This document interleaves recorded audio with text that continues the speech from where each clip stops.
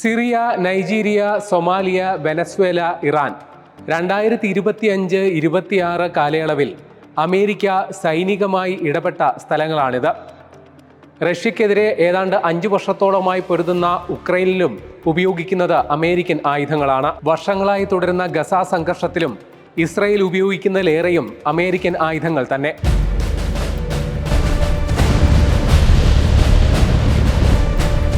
നിരന്തരമായി തുടരുന്ന ഇത്തരം സംഘർഷങ്ങൾ അമേരിക്കയുടെ ആയുധ കലവറ ശുഷ്കമാക്കുന്നുണ്ടോ? ടാങ്കുകളിൽ നിന്ന് തൊടുക്കുന്ന ഷെല്ലുകൾ, ക്രൂയിസ് മിസൈലുകൾ എന്നിവയുടെ കാര്യത്തിൽ അമേരിക്ക പരുങ്ങലിലാണെന്നാണ് റിപ്പോർട്ട്. താളം തെറ്റിയ അമേരിക്കൻ പ്രതിരോധ ബജറ്റ് ആ രാജ്യത്തെ സാമ്പത്തികമായി ഞെരുക്കുന്നുണ്ടോ? അമേരിക്ക സാമ്പത്തികമായി തകർന്നാൽ അത് നിലവിലെ ലോകക്രമം മാറ്റി എഴുതുമോ? അമേരിക്ക വികസിപ്പിച്ചെടുത്ത വ്യോമ പ്രതിരോധ സംവിധാനമാണ് terminal high altitude area defence അഥവാ താഡ്. അമേരിക്കൻ കമ്പനിയായ ലോക്ക്ഹീഡ് മാർട്ടിൻ വികസിപ്പിച്ചെടുത്തിരിക്കുന്ന ഈ വ്യോമ പ്രതിരോധ സംവിധാനത്തിന് 180 കോടി അമേരിക്കൻ ഡോളറാണ് ചെലവ് കണക്കാക്കുന്നത്. ഇത്തരത്തിൽ 9 താഡ് യൂണിറ്റുകളാണ് അമേരിക്ക ലോകത്ത് വിവിധ സൈനിക താവളങ്ങളിലായി സജ്ജീകരിച്ചിട്ടുള്ളത്. റഷ്യ, ചൈന, ഉത്തര കൊറിയ എന്നിവിടങ്ങളിൽ നിന്ന് വരാൻ സാധ്യതയുള്ള വിനാശകരമായ ബാലിസ്റ്റിക് മിസൈലുകളെ പ്രതിരോധിക്കാനാണ് താഡിനെ അമേരിക്ക സജ്ജമാക്കിയത്. ഇറാനിൽ നിന്നോ ഹമാസ് പോലുള്ള സായുധ സംഘങ്ങളോ തൊടുക്കുന്ന താരതമ്യേന തീവ്രത കുറഞ്ഞതും ചെലവ് കുറഞ്ഞതുമായ ചെറു മിസൈലുകളെ താഡ് കണക്കാക്കുന്നതേയില്ല. താഡ് സംവിധാനത്തിൽ 2 ഇറാനെതിരെ യുദ്ധത്തിൽ വിന്യസിച്ചിട്ടുണ്ട്. ഒന്ന് ഇസ്രയേലിലും മറ്റൊന്ന് ജോർദാനിലെ മുവാഹക് സാൾട്ടി എയർബേസിലുമാണ് ക്രമീകരിച്ചിരിക്കുന്നത്. ഇതിൽ ജോർദാനിലെ താഡ് സംവിധാനം ഇറാൻ ആക്രമണത്തിൽ തകർന്നതായും റിപ്പോർട്ടുണ്ട്. ശത്രു തൊടുത്തുവിടുന്ന മിസൈലുകളെയോ ഡ്രോണുകളെയോ 180 മുതൽ 200 കിലോമീറ്റർ വരെ പരിധിയിൽ തകർക്കാൻ താഡ് സംവിധാനത്തിന് സാധിക്കും. ഒരു താഡ് സംവിധാനത്തിൻ്റെ ഭാഗമായി 95 സൈനികരുണ്ടാകും. ഒരു യൂണിറ്റിൽ ട്രക്കുകളിൽ ഘടിപ്പിച്ച 6 മിസൈൽ ലോഞ്ചറുകളുണ്ട്. ഒരു യൂണിറ്റിൽ 6 എന്ന കണക്കിൽ 48 മിസൈലുകളാണ് സജ്ജീകരിക്കുക. ഒരു റഡാർ സംവിധാനവും മിസൈൽ തൊടുക്കാനുള്ള ആശയവിനിമയത്തിനുള്ള സംവിധാനങ്ങളും ഒരു താഡ് സംവിധാനത്തിൻ്റെ ഭാഗമാണ്. ഒരു താഡ് സംവിധാനം പരീക്ഷണങ്ങളടക്കം പൂർത്തിയാക്കി പൂർണ്ണ സജ്ജമാകാൻ മാസങ്ങൾ വേണ്ടിവരും. അത് ഒരു യുദ്ധമുഖത്ത് ക്രമീകരിക്കാൻ വീണ്ടും സമയമെടുക്കും. കഴിഞ്ഞ വർഷം ജൂണിൽ ഇറാനെതിരെ നടന്ന 12 ദിന യുദ്ധത്തിൽ ഇസ്രയേലിനെയും അതേപോലെ തന്നെ അമേരിക്കയുടെ ഖത്തർ, സൗദി, UAE അടക്കമുള്ള സ്ഥലങ്ങളിലെ സൈനിക താവളങ്ങൾ സംരക്ഷിക്കുന്നതിനും വേണ്ടി 150ഓളം മിസൈലുകളാണ് താഡ് സംവിധാനത്തിൽ നിന്നും വിക്ഷേപിച്ചത്. ഇത് ലോകത്താകമാനം അമേരിക്ക സജ്ജീകരിച്ചിട്ടുള്ള താഡ് മിസൈലുകളുടെ കരുതൽ ശേഖരത്തിൻ്റെ 1/4 വരും. കപ്പലുകളിൽ നിന്ന് തൊടുക്കുന്ന മിസൈലുകളും വ്യോമ പ്രതിരോധത്തിന്റെ ഭാഗമായി ഉപയോഗിച്ചിരുന്നു. ഒരു താഡ് സംവിധാനത്തിൽ നിന്ന് തൊടുക്കുന്ന മിസൈലിന് 10 ലക്ഷം അമേരിക്കൻ ഡോളർ വരെ ചെലവ് കണക്കാക്കുന്നുണ്ട്. എന്നാൽ അത് ലക്ഷ്യമിടുന്ന മിസൈലിനോ ഡ്രോണിനോ കഷ്ടിച്ച് $1000 ചെലവുണ്ടാകുന്നുള്ളൂ. താഡ് പ്രതിരോധ സംവിധാനത്തിൽ ഒരേ സമയം ഉപയോഗിക്കാവുന്ന 6 മിസൈലുകളുടെ ചെലവിൽ ഇറാന് 100 മിസൈലുകൾ വരെ നിർമ്മിക്കാനാകും. ഉപരോധം നിലനിൽക്കെ തന്നെ പ്രതിമാസം 100 കണക്കിന് ഡ്രോണുകളും ഇറാൻ നിർമ്മിക്കുന്നുണ്ടെന്ന് US state secretary Marco Rubio തന്നെ വ്യക്തമാക്കിയിട്ടുണ്ട്.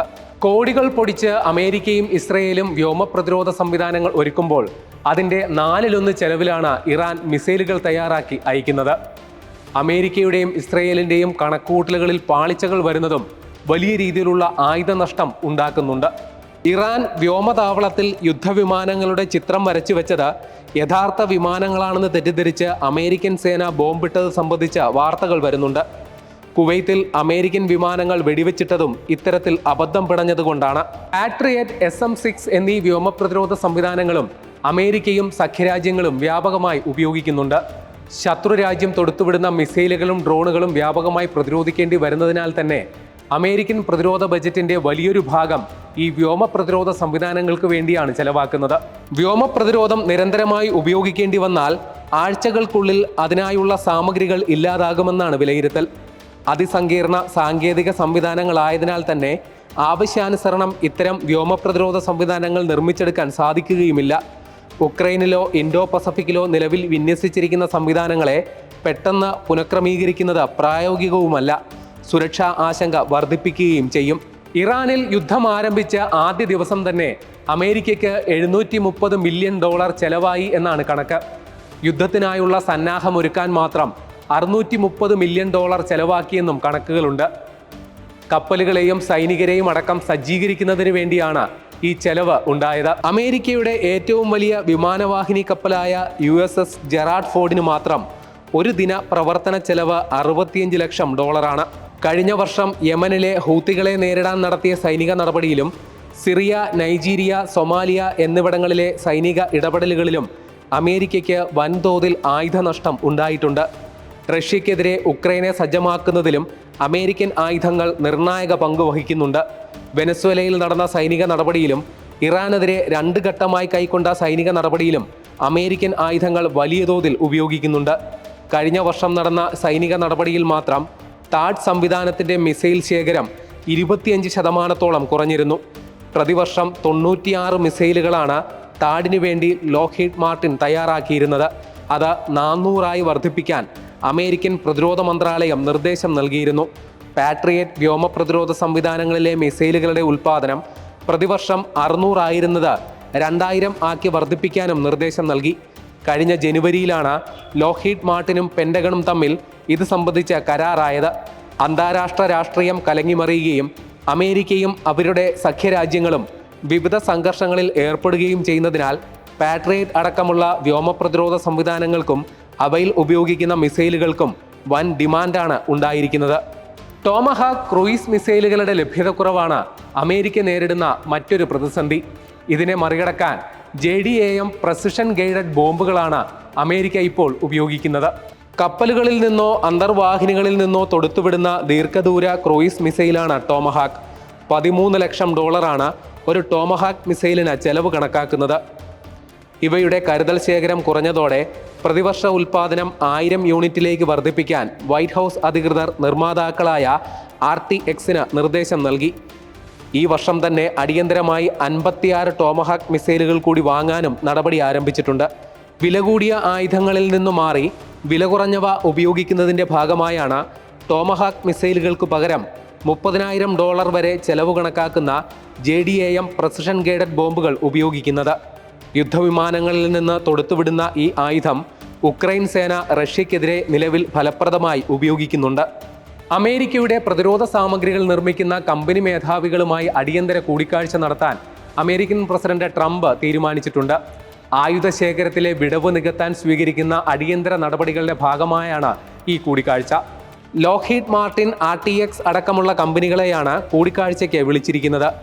ആയുധ നിർമ്മാണ നടപടികൾ ദ്രുതഗതിയിലാക്കാൻ വൈറ്റ് ഹൗസ് നൽകിയ നിർദ്ദേശം യഥാവിധി പാലിക്കാൻ കമ്പനികൾ വിസമ്മതിച്ചതായാണ് റിപ്പോർട്ട്. ഓഹരി ഉടമകൾക്ക് ലാഭവിഹിതം നൽകുന്നതിൽ നിന്ന് ഉൽപാദന വർധനവിലേക്ക് ശ്രദ്ധ തിരിക്കണമെന്നാണ് ട്രംപ് ഭരണകൂടം ആയുധ നിർമ്മാണ കമ്പനികൾക്ക് നിർദ്ദേശം നൽകിയിരിക്കുന്നത്. പെൻറ്റഗണിൻ്റെ നിർദ്ദേശങ്ങൾ പാലിക്കാൻ സാധിക്കാത്ത കരാറുകാരെ പ്രത്യേകം കണ്ടെത്താനും നിർദ്ദേശം നൽകിയിട്ടുണ്ട്. അമേരിക്കയുടെ മീഡിയം, അപ്പർ മീഡിയം ഗ്രേഡ് ആയുധശേഖരം എല്ലാ കാലത്തേക്കാളും മികച്ചതാണെന്നാണ് ട്രംപ് അവകാശപ്പെടുന്നത്. അത്യന്താധുനിക ആയുധങ്ങൾ ആഗ്രഹിച്ച പരിധിയിൽ അല്ല ഇപ്പോഴുള്ളതെന്ന് ട്രംപ് തുറന്ന് സമ്മതിക്കുകയും ചെയ്തു. ഇവ സഖ്യരാജ്യങ്ങളിലടക്കം സ്റ്റോക്ക് ചെയ്തിട്ടുണ്ടെങ്കിലും അത് പര്യാപ്തമല്ലെന്നാണ് ട്രൂത്ത് സോഷ്യലിലെ പോസ്റ്റിൽ ട്രംപ് തുറന്ന് സമ്മതിച്ചത്. അതേസമയം പ്രതിരോധ സാമഗ്രികൾ നിർമ്മിക്കുന്ന കമ്പനികൾ ഉൽപ്പാദനം ദ്രുതഗതിയിലാക്കിയാലും അത് നിലവിലെ അടിയന്തര സാഹചര്യം പരിഹരിക്കാൻ പര്യാപ്തമല്ല എന്നുള്ളതാണ് റിപ്പോർട്ട്. നിർമ്മാണം ഇപ്പോൾ ആരംഭിച്ചാലും അത് പൂർത്തീകരിക്കുന്നതിന് വേണ്ടി മാസങ്ങൾ വേണ്ടിവരും. $892 ബില്യൺ ഈ സാമ്പത്തിക വർഷം അമേരിക്കയുടെ പ്രതിരോധ ബജറ്റ്. പുതിയ സാഹചര്യത്തിൽ $50 ബില്യൺ കൂടി അധികമായി അനുവദിക്കാനും വൈറ്റ് ഹൗസ് നീക്കം നടത്തുന്നുണ്ട്. ഇറാൻ സംഘർഷത്തിലടക്കം ഉപയോഗം കഴിഞ്ഞതോ നശിച്ചതോ ആയ ആയുധങ്ങളെ പുനഃസ്ഥാപിക്കാൻ വേണ്ടിയാണ് ഈ തുക വകയിരുത്തുന്നത്. 2027 $1.5 ട്രില്യൺ പ്രതിരോധ ബജറ്റ് എത്തിക്കാനാണ് ട്രംപിന്റെ പദ്ധതി. നിലവിൽ അമേരിക്കയുടെ GDPയുടെ 3.5% പ്രതിരോധ ആവശ്യങ്ങൾക്കായി ചെലവാക്കുന്നത്. അതായത് സാധാരണക്കാരന് ഭക്ഷണമോ സേവനമോ ആയി മാറേണ്ട തുകയാണ് ആയുധങ്ങളായി മാറുന്നതെന്ന് ചുരുക്കം. ഇത് പൊതുകടം വർദ്ധിക്കുന്നതിനും വായ്പാ നിരക്ക് കുറയാതിരിക്കാനും അതുവഴി വളർച്ചാ നിരക്ക് ഇടിയാനും കാരണമാകും. 38.8 ട്രില്യനാണ് നിലവിൽ അമേരിക്കയുടെ പൊതുകടം.